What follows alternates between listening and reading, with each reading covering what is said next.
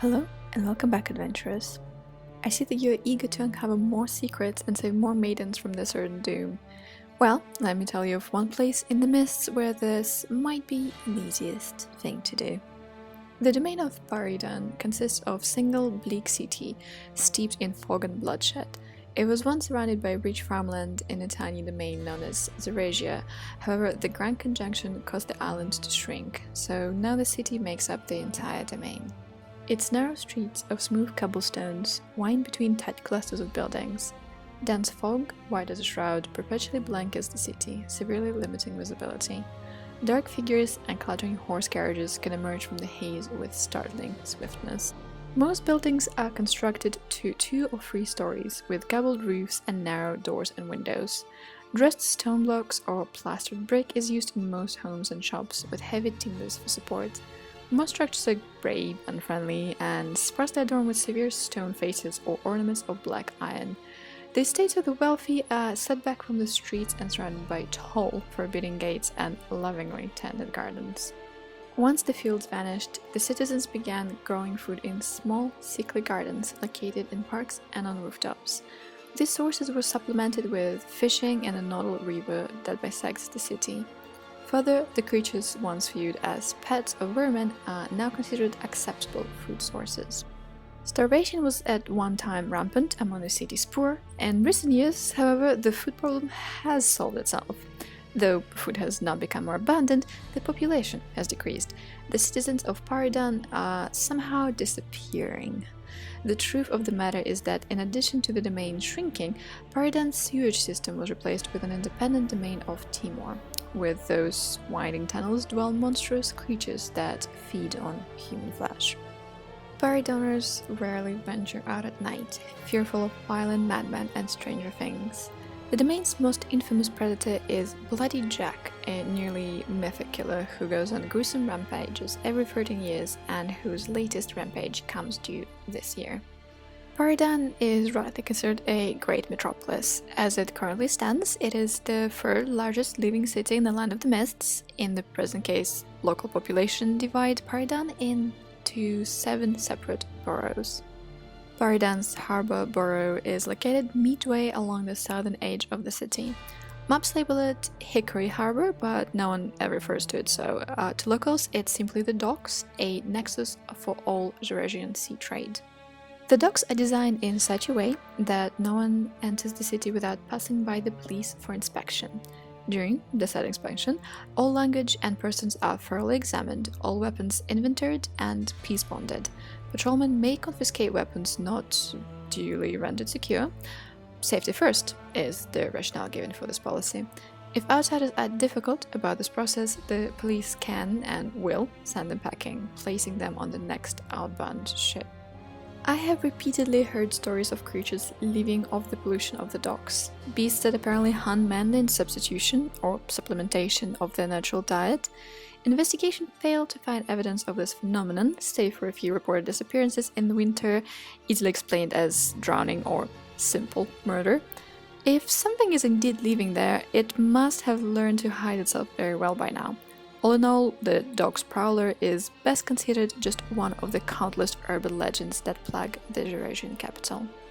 Only the most destitute citizens dare to fish along the rancid river of the docks, but there are a couple of fishing boats that troll the misty border. Whitefish is the treasured catch used for the most popular of Eurasian street fare, fish and chips. Approaching from the docks, one arrives in the market, the imposing Riverside Square. Hundreds of shops are crammed together in this spot, nestling above, below, or even behind each other. It is often said that one can find anything in a Riverside Square. It would not be surprising if this is true, as shops offer goods from places all over the world, including areas such as Sriraji or Harakir. There is even a discreet trade in genuine enchanted items if one is willing to look hard enough for them. Riverside Square lies in the shadow of 2 of the city's greatest monuments, the Clock Tower and Paridon Bridge. The Clock Tower is a gigantic piece of modern machinery that stands some 200 feet high and dictates the time for the entire city. Paridon Bridge is the sole point of attachment between the 2 halves of the city, stretching east to the Bowels across the Nodnal. To the north of the clock tower is Riverside Park, the largest park outside of King's Quarters. Riverside Park was initially created as a symbol of Paridon's upper and lower classes coming together in harmony. This pleasant ideal of social cohesion is shattered every time a wealthy couple is mugged in the night by a gang from Blackchapel. Abutting the park is the Temple of Divine Form, which uses a small corner of former parkland as its cemetery. Near the temple proper are subsidiary lodges, dormitories for the celebrants, and the clergy's vegetable gardens. Blackchapel holds 2/3 of the city population in 1/4 of its area. King's Quarters' looming wall and the Riverside factories cage Blackchapel. The borough is built around its primary traffic artery, Blackchapel Road, with its chapel resting at its southern end. With too few shelters for its many inhabitants, many homeless must huddle on street corners or seek shelter at the temple's hospice. Those who can afford it reside in tiny, cramped quarters. All of Riverside's factories face their doors towards Blackchapel, from which they receive their supply of cheap labor. Each factory has its own high security, backed up when necessary by units of Paridon police. The reason behind this additional expenditure is a reactionary force known as the Georgian Brothers of the Land. They have been vandalizing the factories in the name of human liberation from the machinery. It should come as no surprise that Blackchapel is the site of majority of Bloody Jack's murders. Were it not for their utter inhumanity, his killings would doubtless be given only passing attention. Every location at which a Bloody Jack victim has been found is marked by painted letters reading, "Jack was here." Bloody Jack's fame is owed in large part to one industry in Blackchapel, the Newsbill. Located on the edge of the factory district, its print shop is only non-factory building in the borough that rises 4 stories tall. Looking at it, one may wonder why it's not stripped bare by hungry populace, as the building has but a pair of guards at its front door. It is protected not by fear but respect. People in Blackchapel love their newspaper. Loved and hated in equal measure by the populace, this inescapable fixture of Georgian life is respected for exposing corruption and social ills, but despised for its shameless fear-mongering and delight in its scandal. It is insatiably read by thousands each morning. The Bowels are sandwiched between Shadwell and the South Shore, and holding the second largest population of all the boroughs. As you go up the Bowels, that is to say up the river, the houses are larger and more luxurious. Although homes are not as spacious as those of Shadwell, even the poorest end of the Bowels gleams brightly in comparison to Blackchapel. That area closest to the South Shore holds the precious chicken houses, the only commercial source of domestic meat products. Odd things happen in the Bowels. Missing persons are surprisingly common. Occasionally entire households vanish overnight. People sometimes run mad for the streets in the wee hours, screaming undecipherable gibberish. Shots will ring out and echo unanswered. Neighbors are oddly silent, doing no more than to peek through their curtains and ensure their own doors and windows are firmly locked. An almost visible air of leery paranoia blankets the borough, given its subtle yet intense edge of uncertainty. As one walks north past the Bowels, they will discover that the borough rests at the bottom of a slight hill. Up this hill is Shadwell. Here reside the elite of the middle class. This borough gives a soothing sense of confident security, and this mall lulls visitors into an assumption that Shadwell holds no dangers, but one should not assume regarding this point. People are very possessive and will often have a passerby arrested for trespassing. This may range from the metaphorical looking into a neighbor's window to a literal setting a foot upon his lawn. Shadwell's University of Paridon is foremost in the sciences, producing the world's finest engineers, doctors, and scientists. The school specializes in both medicine and chemistry, with many graduates in both fields. Some graduates emigrate to the core, where they make a profitable living by treating the sick and injured, or by teaching at mainland institutions. Shadwell has a large public sector that are visited by all classes. Among these are Metropolitan Cultural Center, the Paridon Art Gallery, and the Georgian National Library.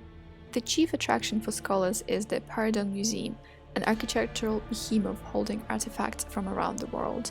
I once examined a museum schematic that revealed 2 more wings that are evident from outside, and I recall noting secret doors in the museum that might lead to them. A rickety, rotted wooden wall stands between the Bowels and the south shore.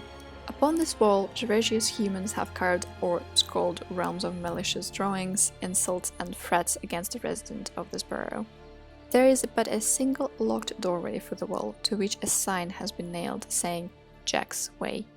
South Shore is primarily home to humans of mixed or non-native ethnicity, particularly those not from the core. Jurassians are competitive enough with their own, they do not welcome obvious outsiders' encroachment on their already cramped territory. The shops of the foreigners stand side by side with those of Calibans and Half-Vistani, and thrive because their communities are tight-knit and supportive of their members, and because they are made so unwelcome in other boroughs.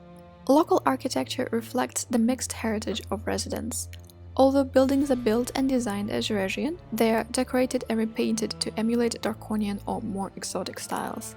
Signs are often written in foreign languages, and unusual fashions fill the streets.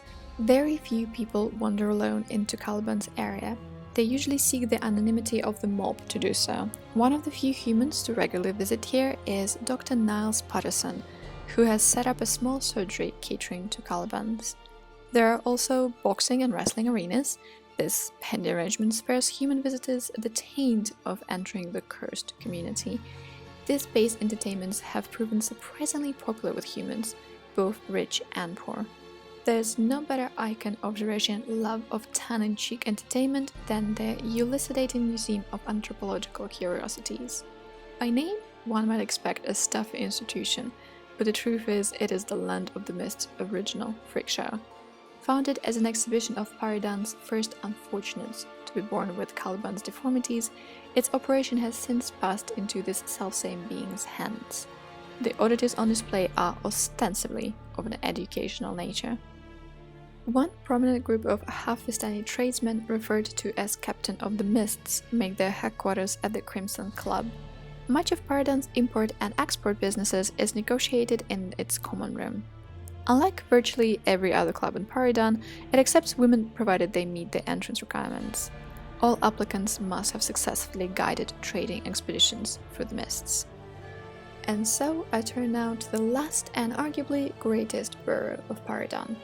King's Quarters are home to Jurassia's aristocracy and government. Buildings here are gigantic, of elaborate archaic designs that date back to the roots of the Jurassian kingdom. Guard posts are everywhere. No one passes through this borough unobserved by its watchman eyes. Guard shifts are rotated unpredictably, so that criminals cannot exploit a pattern in their schedule. The guardians themselves are frequently reposted to minimize the temptation and utility of bribery. The curious are allowed into the front alcove of the Parliament building, a square 60-foot room with countless doors into its depths. Only those with both official business and written approval are ever permitted beyond. The councilmen, their personal aides, and the elite parliamentary guards are the only persons familiar with the building's full interior layout. King's Quarters seem less of a living borough than a monument to the larger nation now lost. Statues honoring famed Eurasian heroes of times past dot the landscape. No gardens or parks have been rededicated to cropland here. The Royal Eurasian Gallery hosts portraits of realm's past monarchs, most of them all but forgotten by the populace. The borough's posh residents walk about leisurely, well-fed and sleek, and interact little with the general populace save for the servants. The rest of the city, proud of its modern sophistication, look on this borough as a doddering old man, due shortly to be replaced by a younger, more vibrant heir. Thank you so much for your time, patient listeners. Next time we will talk about the joys and suffering of people living in this stuffy domain. But for now, as always, take care while crossing the mists.